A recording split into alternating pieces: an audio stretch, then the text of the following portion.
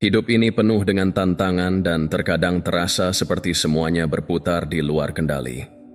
Tetapi bagaimana jika saya memberitahu Anda bahwa ada cara untuk tetap tenang, kuat, dan tak tergoyahkan, tidak peduli apapun yang hidup lemparkan kepada Anda. Itulah kekuatan stoikisme selama berabad-abad. Para stoik kuno seperti Marcus Aurelius dan Epicurus menguasai seni kedamaian batin, dan ajaran mereka masih relevan hingga hari ini, seperti ribuan tahun yang lalu, di dunia yang terus menguji batas Anda. Stoicisme memberi Anda alat untuk bangkit dari kekacauan dan menjalani kehidupan yang bertujuan dan tangguh. Baik itu menghadapi stres, mengelola hubungan, atau menemukan jalan Anda, pola pikir stoik dapat mengubah cara Anda mendekati segalanya. Jadi, jika Anda pernah merasa kewalahan atau terjebak, inilah saatnya untuk mengambil kendali. Hari ini, saya akan berbagi strategi stoik praktis untuk membantu Anda meningkatkan hidup Anda selangkah demi selangkah. Sebelum kita memulai, jika Anda menghargai apa yang kami lakukan di sini, bantuan gratis yang saya minta dari Anda adalah menekan tombol berlangganan dan jangan lewatkan bagian manapun dari video ini karena setiap strategi membangun yang terakhir. Mari kita mulai.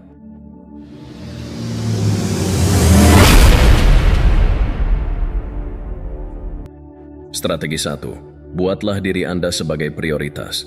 Saya tahu apa yang mungkin Anda pikirkan, hidup ini sibuk, Anda punya tanggung jawab, dan orang lain harus mengurus pekerjaan yang menumpuk. Tetapi inilah kenyataannya. Jika Anda tidak menjadikan diri Anda prioritas, tidak ada orang lain yang akan memprioritaskan Anda. Anda mungkin pernah mendengar ungkapan, Anda tidak bisa menuangkan sesuatu dari cangkir yang kosong, kan? Ya, benar. Jika Anda terus-menerus mengutamakan orang lain, lama-kelamaan Anda akan kehabisan energi, fokus, dan motivasi. Memprioritaskan diri sendiri bukan berarti menjadi egois. Itu berarti memastikan Anda dalam kondisi terbaik, baik secara fisik, mental, maupun emosional, untuk hadir sepenuhnya bagi orang-orang dan hal-hal yang penting bagi Anda.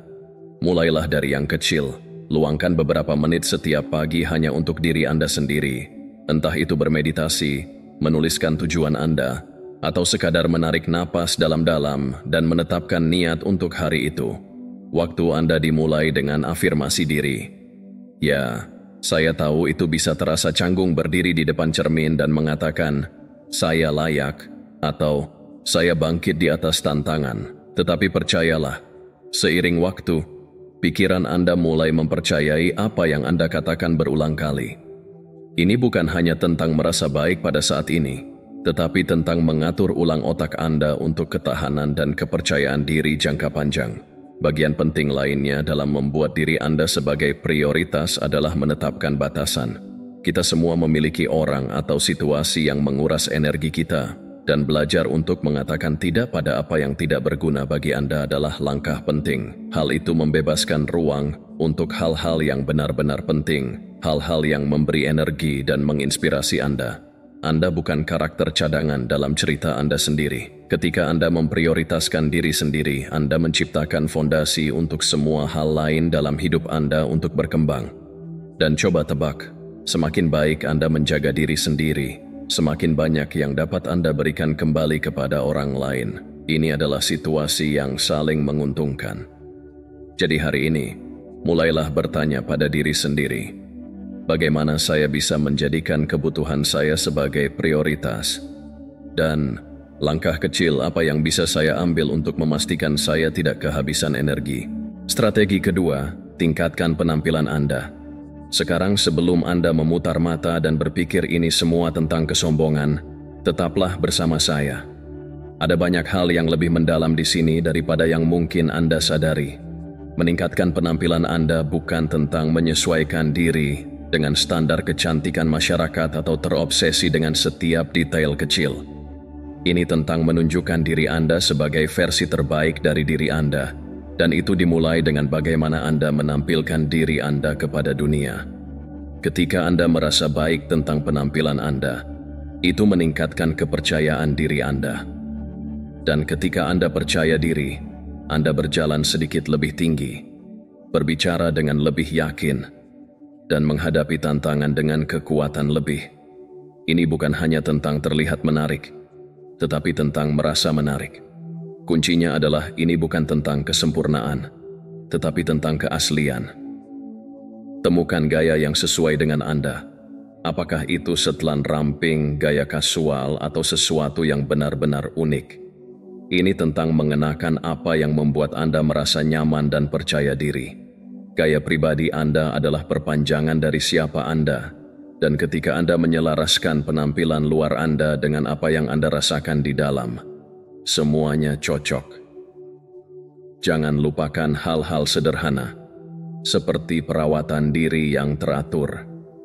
Menjaga pakaian Anda tetap rapi, berdiri tegak, adalah detail yang mengirimkan pesan tidak hanya ke dunia tetapi juga ke diri Anda sendiri bahwa Anda menghormati siapa Anda. Ini bukan tentang menghabiskan banyak uang atau mengikuti tren. Ini tentang harga diri. Stoikisme mengajarkan kita untuk fokus pada apa yang dapat kita kendalikan, dan penampilan adalah salah satu hal yang harus diperhatikan. Ketika Anda merawat diri sendiri, penampilan seringkali mencerminkan perasaan Anda di dalam. Percayalah, ini bukan tentang mencoba untuk membuat orang lain terkesan, tetapi tentang bagaimana Anda menunjukkan diri Anda sendiri. Ketika Anda berpakaian dengan cara yang terasa, sesuai dengan siapa Anda memperkuat rasa harga diri Anda, mengatakan kepada diri sendiri dan dunia bahwa saya di sini dan saya siap. Jadi, luangkan waktu untuk berpikir bagaimana Anda dapat meningkatkan penampilan Anda dengan cara yang terasa tepat bagi Anda. Mungkin dengan mencoba gaya rambut baru atau hanya membayar sedikit lebih memperhatikan cara Anda membawa diri sendiri. Apapun itu, jadikan itu cerminan dari kepercayaan diri yang Anda bangun di dalam. Strategi ketiga, pertahankan senyum di wajah Anda. Saya mengerti beberapa hari itu sulit dan hal terakhir yang mungkin ingin Anda lakukan adalah tersenyum. Tetapi inilah masalahnya, senyummu lebih kuat daripada yang kamu sadari. Senyuman bukan hanya tentang terlihat ramah, senyuman sebenarnya memiliki dampak langsung pada suasana hati dan kimia otak Anda. Saat Anda tersenyum, bahkan jika Anda tidak merasa sangat bahagia, otak Anda melepaskan bahan kimia yang membuat Anda senang, seperti dopamin dan serotonin. Itu seperti sedikit dorongan suasana hati yang dapat Anda picu kapan saja. Dan bagian terbaiknya adalah itu bekerja, bahkan jika Anda harus memalsukannya pada awalnya.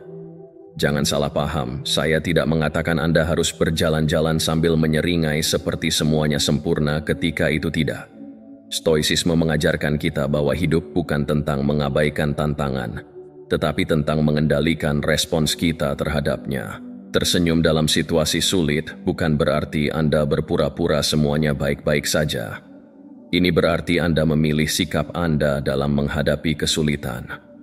Ini tentang memutuskan untuk membawa sedikit hal positif ke dalam hari Anda, tidak peduli apa yang terjadi di sekitarmu.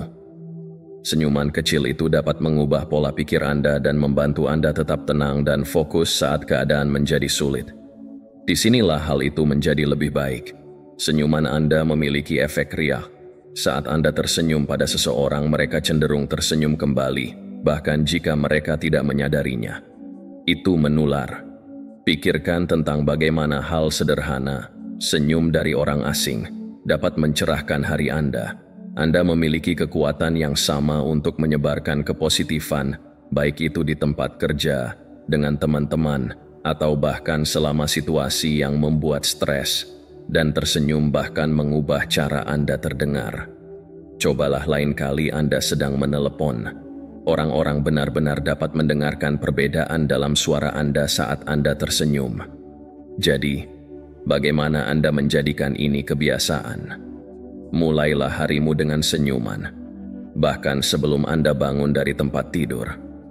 Tersenyumlah di cermin saat Anda bersiap-siap dan cobalah untuk menemukan momen-momen sepanjang hari untuk tersenyum, meskipun hanya pada diri sendiri. Seiring waktu, itu akan menjadi hal yang alami.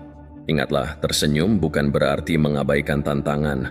Hidup ini tentang menghadapinya dengan kekuatan dan kepositifan yang diajarkan oleh stoicisme.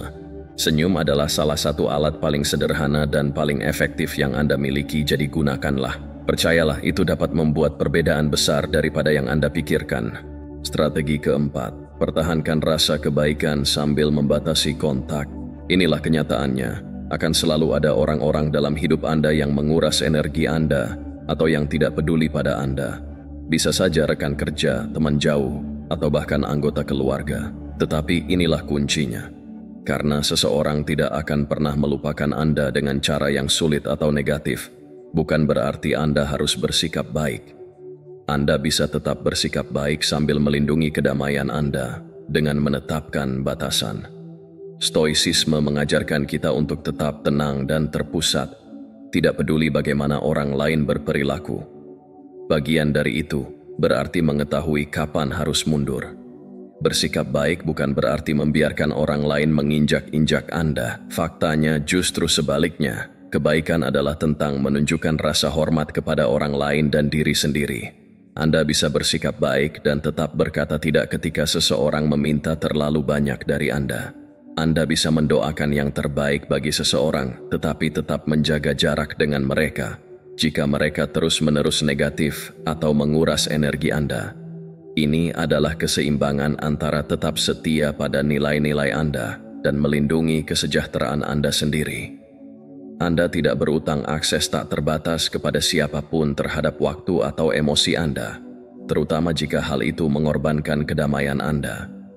Berikut adalah cara melakukannya. Tetapkan batasan yang jelas dengan orang-orang. Anda tidak perlu menjelaskan diri sendiri atau merasa bersalah karena menempatkan kebutuhan Anda terlebih dahulu. Tidak apa-apa untuk membatasi kontak dengan orang-orang yang beracun atau terus-menerus menguras energi Anda. Itu tidak berarti Anda bersikap kasar. Itu hanya berarti Anda memilih untuk menggunakan energi Anda dengan bijak. Stoicisme mengajarkan kita bahwa kita hanya bisa mengendalikan diri kita sendiri, bukan orang lain. Dan terkadang, cara terbaik untuk tetap memegang kendali adalah dengan membatasi paparan kita pada orang-orang yang membawa hal-hal negatif ke dalam hidup kita. Hal yang indah tentang menjaga kebaikan sambil menetapkan batasan adalah bahwa hal itu sebenarnya membantu Anda menghindari konflik yang tidak perlu. Anda tidak menyerang atau menjadi defensif. Anda dengan tenang dan penuh hormat melindungi ruang Anda sendiri. Ketika Anda melakukan itu, Anda tidak hanya melindungi energi Anda, tetapi juga memberi contoh bagi orang lain. Orang akan mulai memahami bahwa kebaikan Anda tidak berarti Anda akan selalu mengatakan ya atau menoleransi hal-hal negatif. Jadi, lain kali Anda merasa terkuras oleh kehadiran seseorang atau kewalahan oleh tuntutan mereka, ingatkan diri Anda bahwa tidak apa-apa untuk membatasi kontak. Tetaplah baik, tetapi jaga jarak jika perlu. Ketabahan bukanlah tentang menyingkirkan orang lain, melainkan tentang mengelola hubungan dengan cara yang dapat mengeluarkan yang terbaik dari diri Anda dan orang-orang di sekitar Anda. Batasan adalah tindakan perawatan diri, dan ketika Anda menjaga diri sendiri, Anda berada dalam posisi yang lebih baik untuk menunjukkan kebaikan yang tulus kepada orang lain. Strategi kelima, tetap tenang dalam situasi yang menegangkan. Kita semua pernah mengalaminya. Tenggat waktu semakin dekat, telepon Anda tidak berhenti berdering, dan rasanya seperti semuanya menumpuk. Dulu, mudah untuk membiarkan stres mengambil alih. Tetapi inilah masalahnya. Tetap tenang di tengah kekacauan adalah kekuatan super Anda. Stoikisme mengajarkan kita bahwa meskipun kita tidak dapat mengendalikan kejadian eksternal, kita memiliki kendali penuh atas bagaimana kita meresponsnya. Situasi yang membuat stres akan terjadi, tetapi bagaimana Anda bereaksi terhadapnya sepenuhnya ada di tangan Anda. Ketika Anda tetap tenang, Anda menjaga pikiran Anda tetap jernih dan emosi Anda terkendali. Dan saat itulah Anda membuat keputusan terbaik. Pikirkanlah, ketika Anda panik atau kewalahan, sulit untuk berpikir jernih, kan? Tetapi ketika Anda menarik napas dalam-dalam, pelan-pelan, dan fokus pada apa yang bisa Anda kendalikan, Anda tiba-tiba merasakan kejelasan. Salah satu cara termudah untuk memanfaatkan ketenangan ini adalah melalui napas Anda. Cobalah lain kali Anda merasa stres. Tarik napas dalam-dalam selama 4 hitungan, tahan selama 4, dan kemudian hembuskan selama 4. Anda akan kagum pada bagaimana sesuatu yang sederhana bisa langsung menenangkan saraf Anda. Teknik stoik yang ampuh lainnya adalah dengan membingkai ulang situasi. Tanyakan pada diri Anda, apakah ini akan menjadi masalah dalam beberapa tahun? Seringkali jawabannya adalah tidak. Dengan menempatkan situasi dalam perspektif, Anda dapat segera mengurangi kekuatannya atas Anda. Tentu saja, itu mungkin membuat stres saat ini.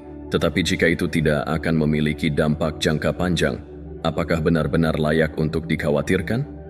Ketika Anda memperbesar seperti itu membantu mengingatkan Anda tentang apa yang benar-benar penting dan apa yang dapat Anda lepaskan. Salah satu ide inti dalam stoicisme adalah fokus pada apa yang berada dalam kendali Anda. Dalam situasi yang penuh tekanan, selalu ada bagian di mana Anda dapat mengendalikan pikiran, tindakan, dan sikap Anda.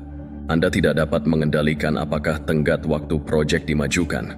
Namun, Anda dapat mengendalikan cara Anda mengatur waktu.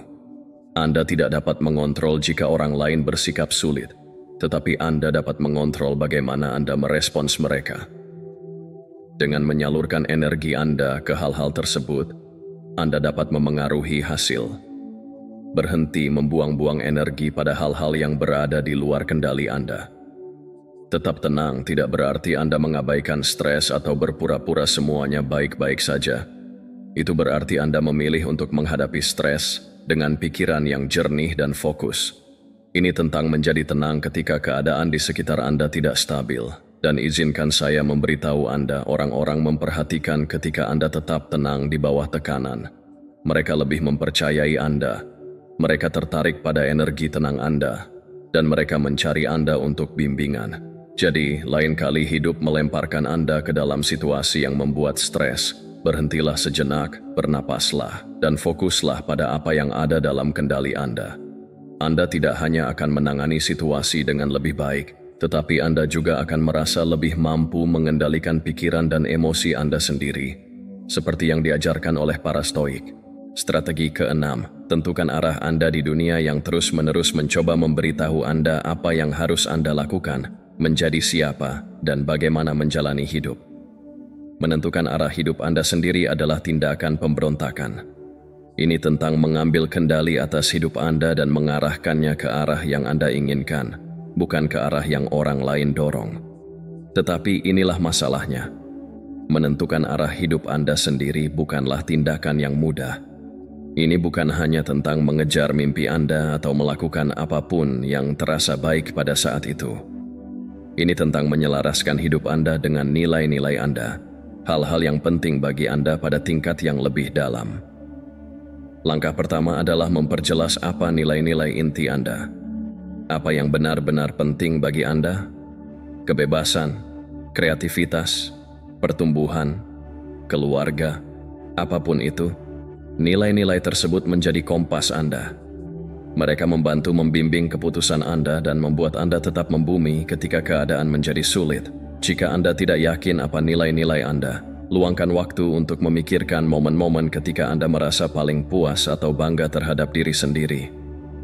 Kemungkinan besar pengalaman-pengalaman itu sejalan dengan nilai-nilai inti Anda. Begitu Anda tahu apa yang benar-benar mendorong Anda, akan lebih mudah untuk tetap pada jalur yang benar karena Anda tidak akan terpengaruh oleh gangguan atau ekspektasi orang lain. Selanjutnya, tetapkan tujuan yang sesuai dengan Anda. Saya tidak berbicara tentang tujuan yang terlihat bagus di atas kertas atau tujuan yang menurut orang lain harus Anda miliki. Maksud saya adalah tujuan yang autentik dan bermakna yang bisa Anda capai. Anda bersemangat dan selaras dengan nilai-nilai Anda. Kesuksesan terlihat berbeda bagi setiap orang dan mudah terjebak mengejar versi orang lain. Tetapi stoicisme mengajarkan kita untuk hidup sesuai dengan prinsip kita sendiri, bukan harapan masyarakat. Jadi, tanyakan pada diri Anda sendiri, seperti apa kesuksesan bagi Anda? Seperti apa hidup yang Anda inginkan 5 atau 10 tahun dari sekarang? Menentukan arah hidup Anda tidak selalu nyaman. Seringkali, itu berarti melangkah keluar dari zona nyaman dan merangkul hal yang tidak diketahui. Pertumbuhan terjadi ketika Anda menantang diri sendiri, dan itu terkadang terasa sangat tidak nyaman. Tetapi disinilah stoicisme muncul. Stoik mengingatkan kita bahwa ketidaknyamanan adalah tempat pertumbuhan yang sebenarnya terjadi. Hambatan yang Anda hadapi bukanlah halangan. Itu adalah kesempatan untuk menjadi lebih baik, lebih kuat, dan lebih tangguh. Jadi, ketika Anda memetakan jalan Anda sendiri, bersiaplah untuk menghadapi beberapa ketidaknyamanan di sepanjang jalan. Itu semua adalah bagian dari proses. Dan jangan lupa bahwa ini adalah proses. Perjalanan bukanlah perlombaan. Menetapkan arah bukan berarti Anda harus memikirkan semuanya sekarang atau merencanakan setiap langkah dengan sempurna. Hidup berubah, dan begitu juga jalan Anda. Hal yang penting adalah terus melangkah maju. Tetap ingin tahu dan bersedia beradaptasi bila perlu. Tetaplah menjadi diri sendiri. Teruslah belajar dan berkembang. Dan bersikaplah terbuka terhadap gagasan bahwa arah yang Anda tuju mungkin akan berubah saat Anda menemukan lebih banyak tentang diri Anda dan dunia di sekitar Anda. Percayalah pada intuisi Anda. Meskipun sangat menyenangkan untuk mendapatkan nasihat dari orang lain, tidak ada yang mengenal Anda lebih baik daripada diri Anda sendiri. Intuisi Anda seringkali merupakan cerminan dari apa yang Anda lihat dan rasakan, dari nilai-nilai, pengalaman, dan tujuan Anda. Jadi, belajarlah untuk mempercayainya. Kaum Stoik percaya bahwa kebijaksanaan datang dari dalam, dan itu adalah sesuatu yang harus Anda bawa saat Anda menentukan arah hidup Anda. Anda memiliki kemampuan untuk menavigasi hidup Anda sendiri, dan ketika Anda tetap setia pada siapa Anda akan menemukan bahwa jalan yang Anda buat adalah jalan yang mengarah pada kepuasan paling besar. Jadi, ambillah roda yang telah ditetapkan, arahkan hidup Anda ke arah yang menurut Anda tepat. Strategi ketujuh, tentukan pendirian Anda. Strategi ini tentang berdiri teguh pada siapa diri Anda dan apa yang Anda yakini. Percayalah pada saya, di dunia saat ini yang membutuhkan keberanian, dimanapun Anda berpaling, seseorang berkata, Anda tahu bagaimana Anda harus berpikir, apa yang harus Anda pedulikan, dan bagaimana Anda harus menjalani hidup Anda. Namun, kaum Stoa mengajarkan kita bahwa kekuatan sejati datang dari dalam, dan membuat pendirian Anda berarti berpegang teguh pada nilai-nilai Anda, bahkan ketika rasanya seluruh dunia menarik Anda ke arah lain. Membuat pendirian Anda dimulai dengan mengetahui nilai-nilai Anda secara mendalam, apa yang paling penting bagi Anda, apa yang tidak bisa ditawar. Itu bisa jadi kejujuran, kesetiaan, pertumbuhan pribadi, atau apapun yang terasa inti dari siapa Anda. Setelah Anda benar-benar jelas tentang nilai-nilai itu, menjadi lebih mudah untuk membuat keputusan dan mengambil tindakan yang selaras dengan mereka. Itu seperti memiliki fondasi yang kuat. Tidak peduli apa yang terjadi di sekitar Anda tahu di mana Anda berdiri. Ketika tantangan atau perselisihan muncul, Anda tidak akan mudah goyah karena Anda berlandaskan pada sesuatu yang lebih dalam daripada apa yang sedang terjadi saat ini. Namun ada satu hal yang perlu diingat, mempertahankan pendirian Anda tidak selalu tentang meneriakan keyakinan Anda di atas atap gedung atau terlibat dalam perdebatan dengan orang yang tidak setuju. Terkadang, sesederhana hidup dengan cara yang mencerminkan nilai-nilai Anda. Tindakan Anda berbicara lebih keras daripada kata-kata. Jika kejujuran adalah salah satu nilai Anda, jalani itu dalam kehidupan sehari-hari Anda. Jika kebaikan adalah prioritas bagi Anda, tunjukkan melalui tindakan Anda.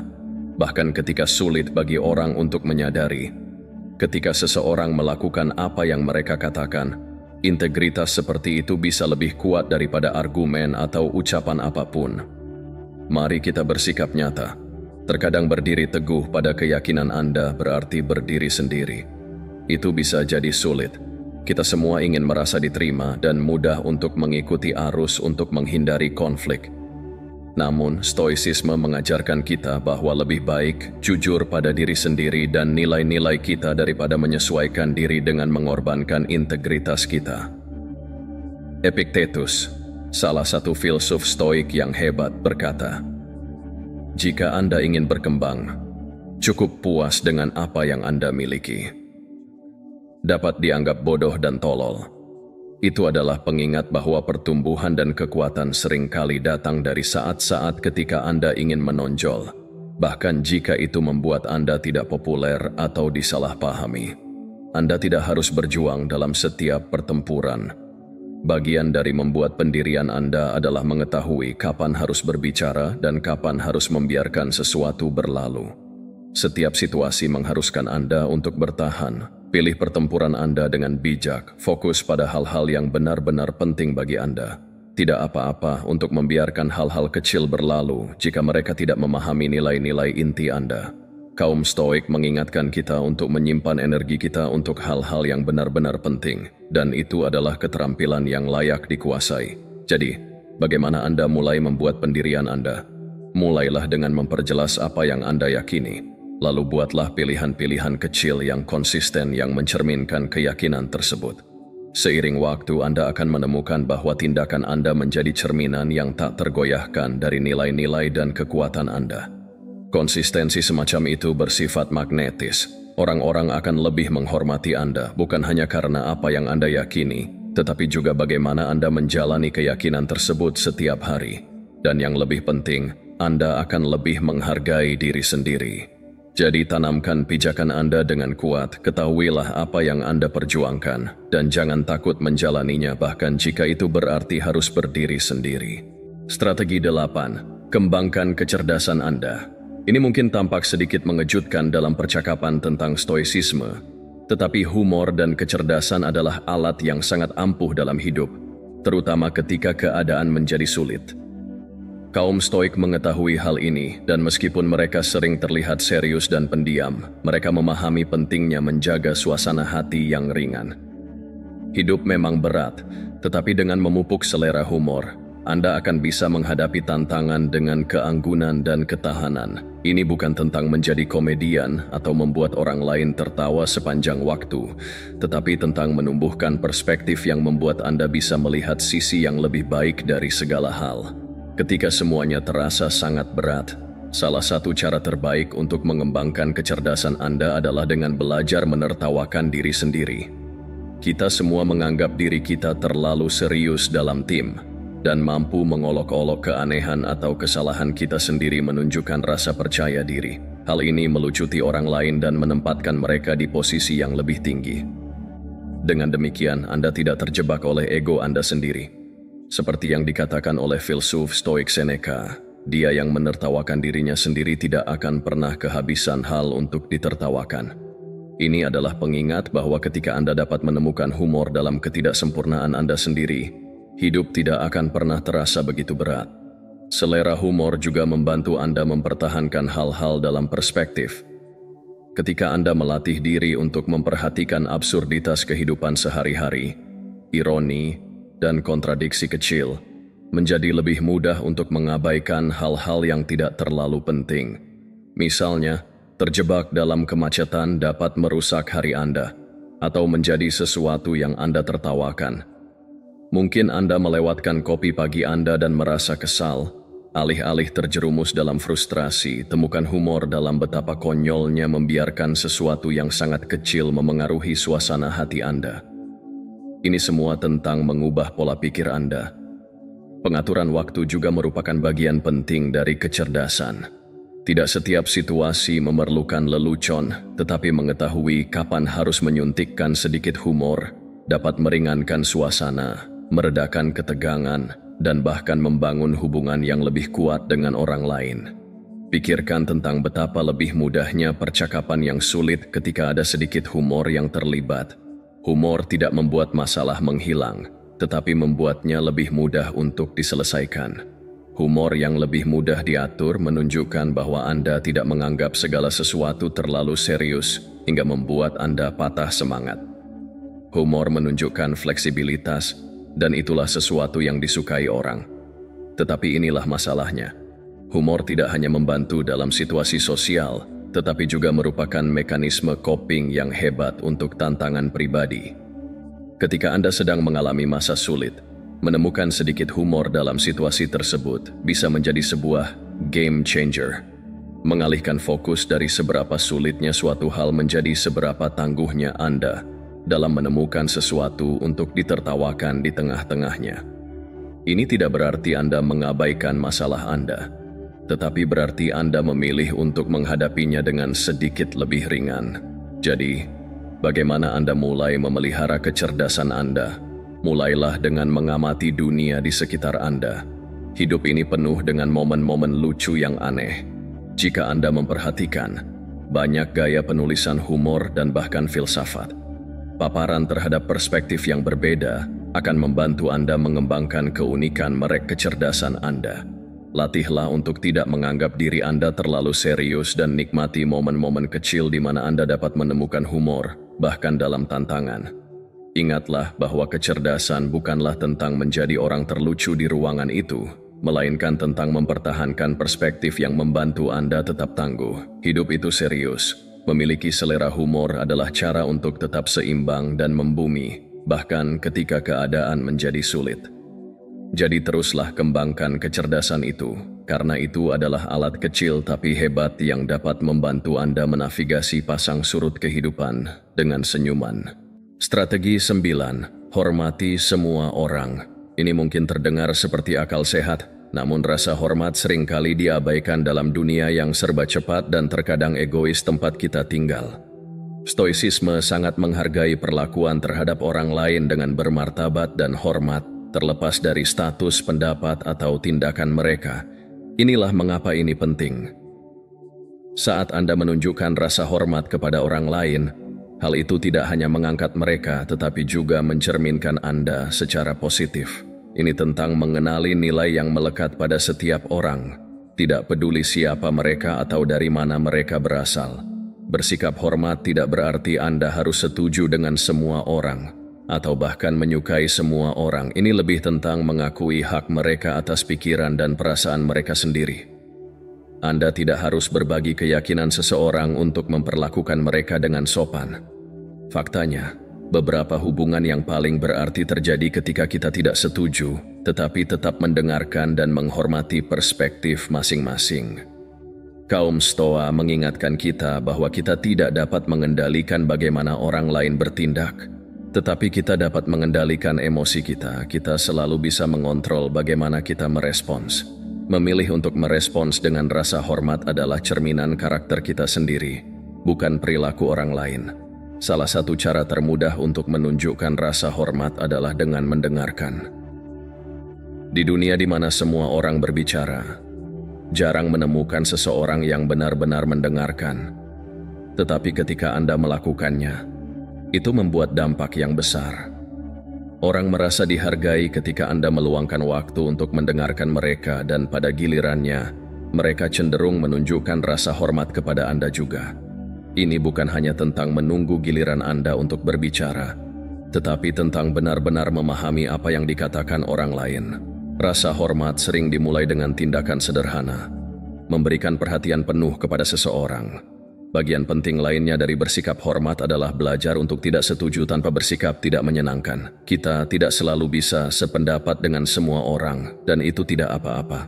Tetapi bagaimana kita menangani ketidaksetujuan tersebut menunjukkan banyak hal. Anda bisa berdiri teguh dan berpegang teguh pada keyakinan Anda tanpa bersikap kasar atau meremehkan. Ini semua tentang bagaimana Anda berkomunikasi. Kaum Stoik adalah ahli dalam hal ini. Mereka percaya pada prinsip-prinsip mereka, tetapi melakukannya dengan ketenangan dan alasan. Lain kali Anda menemukan diri Anda dalam perselisihan, cobalah untuk tetap tenang dan fokus pada masalah, bukan pada orangnya. Anda akan menemukan bahwa rasa hormat dapat meredakan ketegangan dan menghasilkan percakapan yang lebih produktif. Rasa hormat juga terlihat dalam hal-hal kecil.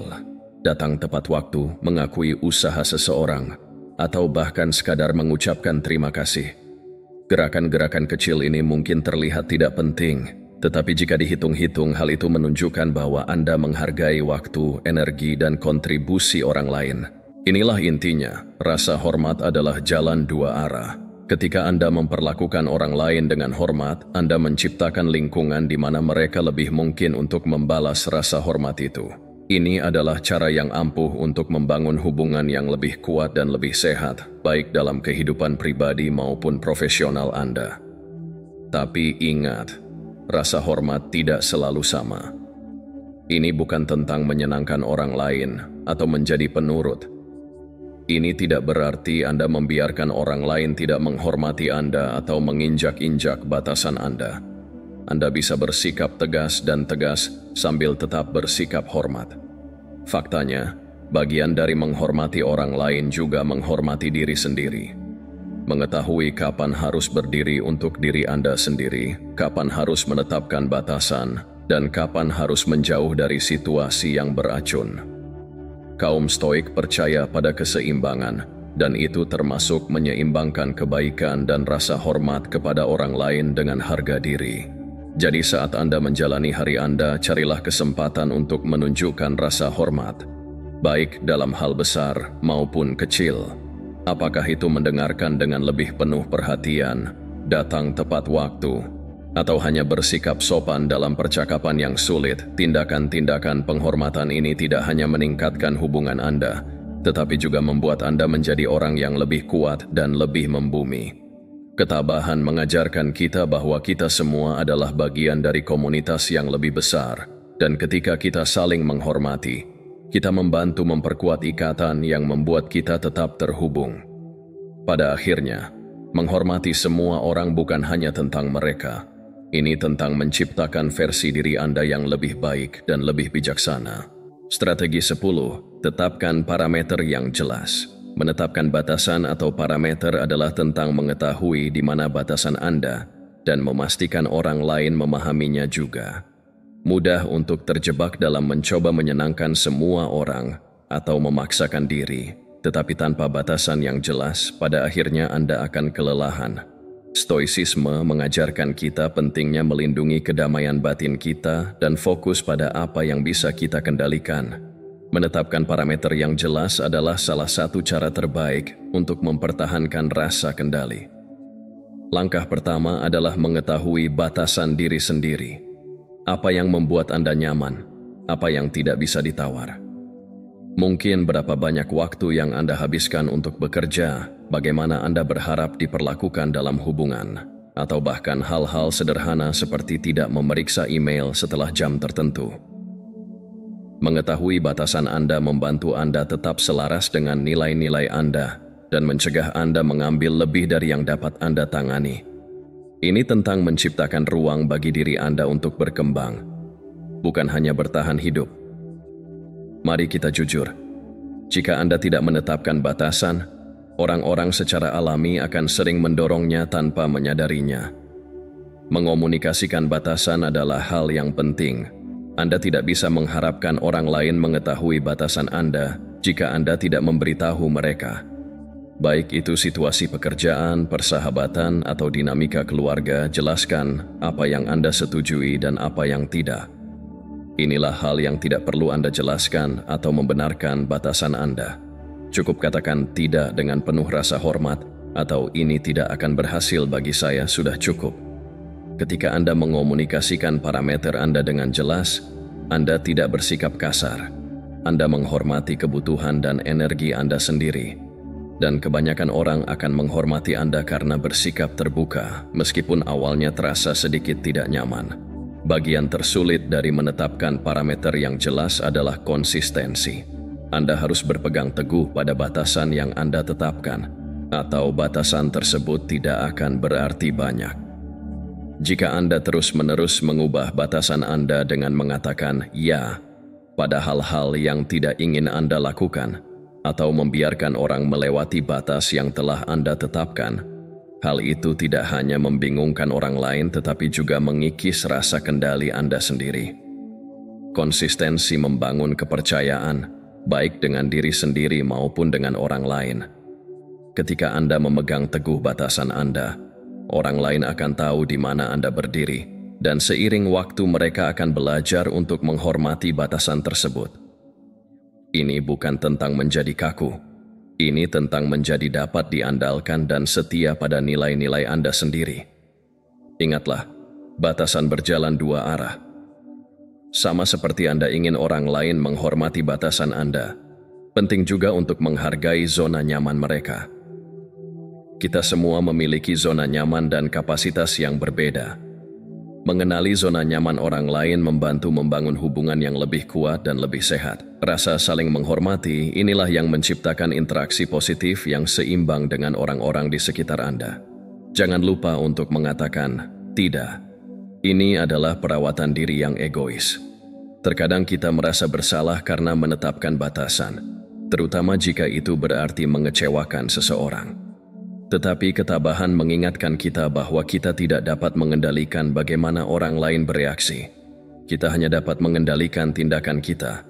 Jika menetapkan batasan membuat Anda merasa lebih damai, lebih fokus, atau lebih sesuai dengan prioritas Anda, maka itu adalah keputusan yang tepat, terlepas dari bagaimana perasaan orang lain tentang hal itu pada saat itu. Dalam jangka panjang, semua orang akan mendapat manfaat ketika Anda jelas tentang apa yang dapat dan tidak dapat Anda lakukan.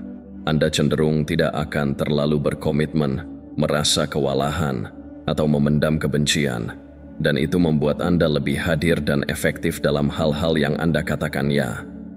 Jadi, inilah intinya. Batasan bukanlah dinding yang menutup orang lain. Itu adalah pedoman yang membantu Anda melindungi waktu, energi, dan ketenangan pikiran Anda. Ini memungkinkan Anda memberikan yang terbaik bagi orang-orang dan proyek yang benar-benar penting. Mulailah dengan mengidentifikasi satu area dalam hidup Anda di mana Anda dapat memberikan yang terbaik bagi orang-orang dan proyek yang benar-benar penting. Anda perlu menetapkan parameter yang lebih jelas dan mengambil tindakan. Bisa sesederhana tidak memeriksa email kantor setelah waktu tertentu, atau sebesar menetapkan batasan dalam hubungan yang menantang. Apapun itu, pastikan itu mencerminkan nilai dan prioritas Anda, dan jangan takut untuk memaksakannya. Pada akhirnya, menetapkan parameter yang jelas adalah salah satu cara terbaik untuk menunjukkan rasa hormat kepada diri sendiri dan orang lain. Strategi 11. Menghilangkan energi negatif. Ini mungkin salah satu hal terpenting yang dapat Anda lakukan untuk meningkatkan kehidupan Anda. Energi negatif dapat berasal dari banyak sumber, orang, kebiasaan, lingkungan, bahkan pikiran Anda sendiri. Jika Anda tidak berhati-hati, energi negatif ini dapat menguras Anda lebih cepat daripada apapun. Stoicisme mengajarkan kita untuk fokus pada apa yang dapat kita kendalikan dan melepaskan hal-hal yang tidak melayani kita. Memotong energi negatif adalah tentang merebut kembali ruang mental Anda dan menciptakan ruang untuk pertumbuhan dan ketahanan yang positif. Mulailah dengan melihat dengan jujur orang-orang di sekitar Anda. Siapa yang mengangkat Anda dan siapa yang menguras energi Anda. Terkadang kita berpegang pada hubungan karena kewajiban atau kebiasaan. Tetapi jika seseorang terus-menerus membawa hal negatif ke dalam hidup Anda, mungkin sudah waktunya untuk mengevaluasi kembali seberapa banyak akses yang mereka miliki terhadap energi Anda. Ini tidak berarti Anda perlu menyingkirkan orang-orang sepenuhnya, tetapi Anda dapat menetapkan batasan atau membatasi kontak Anda dengan mereka yang tidak memberikan nilai tambah pada hidup Anda. Para penganut paham Stoik lebih mementingkan kualitas daripada kuantitas dalam hal hubungan. Kelilingi diri Anda dengan orang-orang yang menginspirasi Anda, tantang diri Anda dalam cara yang positif, dan dukung pertumbuhan Anda. Namun energi negatif tidak hanya tentang orang lain, itu juga bisa datang dari dalam. Perhatikan pembicaraan diri Anda. Apakah Anda terus-menerus meragukan diri sendiri, mengkritik tindakan Anda, atau mengharapkan yang terburuk? Itu juga energi negatif. Salah satu hal terkuat yang dapat Anda lakukan adalah menantang pikiran-pikiran negatif tersebut ketika muncul. Alih-alih berfokus pada apa yang mungkin salah, alihkan fokus Anda ke apa yang mungkin berjalan dengan baik. Ingatkan diri Anda tentang kekuatan Anda dan perhatikan bahasa yang Anda gunakan terhadap diri Anda sendiri. Stoikisme menekankan pentingnya mengendalikan dunia internal kita, dan itu dimulai dengan mengenali dan mengerjakan ulang pola-pola pikiran negatif tersebut. Sumber energi negatif lainnya bisa jadi lingkungan Anda. Lihatlah sekeliling. Apakah ruang Anda membuat Anda merasa tenang dan produktif, atau berantakan dan kacau? Terkadang, berantakan atau tidak teratur dapat menyebabkan stres dan perasaan negatif tanpa kita sadari. Merapikan ruang fisik Anda dapat membantu membersihkan pikiran juga. Ciptakan lingkungan yang mencerminkan energi yang ingin Anda bawa ke dalam hidup Anda. Bahkan perubahan kecil, seperti membersihkan ruang kerja atau mengatur rumah Anda, dapat membuat perbedaan besar dalam perasaan Anda setiap hari. Kemudian ada kebiasaan yang mengandung energi negatif. Kebiasaan-kebiasaan ini tersembunyi dalam kegiatan yang membuang-buang waktu dan rutinitas yang tidak sehat, baik itu menggulir media sosial tanpa henti, menunda-nunda, atau mengabaikan kesehatan Anda. Kebiasaan-kebiasaan ini perlahan-lahan menggerogoti kesehatan mental dan fisik Anda. Kuncinya adalah memiliki niat yang kuat tentang di mana Anda menghabiskan waktu dan energi Anda. Buatlah inventaris dari kebiasaan harian Anda. Apa yang memberi nilai tambah dan apa yang menguras Anda. Hilangkan apa yang tidak bermanfaat bagi Anda dan ganti dengan sesuatu yang lebih positif, seperti membaca, berolahraga, atau sekadar meluangkan waktu untuk beristirahat dan mengisi ulang energi. Menghilangkan energi negatif bukanlah tentang menciptakan kehidupan yang sempurna dan bebas masalah. Ini tentang menjadi disengaja dengan energi Anda dan fokus pada hal-hal yang membawa keluar yang terbaik dalam diri Anda. Kadang-kadang itu berarti membuat keputusan sulit, melepaskan hubungan beracun, memutus kebiasaan buruk, atau menghadapi pikiran negatif Anda sendiri. Tetapi hasilnya sangat besar. Ketika Anda membersihkan negativitas, Anda menciptakan ruang untuk pertumbuhan positif dan rasa damai. Stoik percaya bahwa kualitas hidup Anda secara langsung terkait dengan kemampuan Anda untuk mengelola apa yang berada dalam kendali Anda. Energi negatif mungkin tidak selalu menjadi sesuatu yang dapat Anda hindari, tetapi bagaimana Anda menghadapinya sepenuhnya tergantung pada Anda. Dengan menghilangkan apa yang tidak membantu Anda membebaskan energi Anda untuk fokus pada apa yang benar-benar penting. Jadi, luangkan waktu untuk merenungkan apa sumber energi negatif terbesar dalam hidup Anda saat ini dan apa yang dapat Anda lakukan untuk mulai menghilangkannya.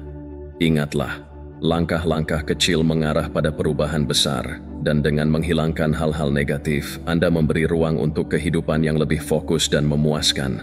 Sebelum kita mengakhiri, ingatlah bahwa hidup Anda dibentuk oleh apa yang Anda izinkan dan apa yang Anda hilangkan.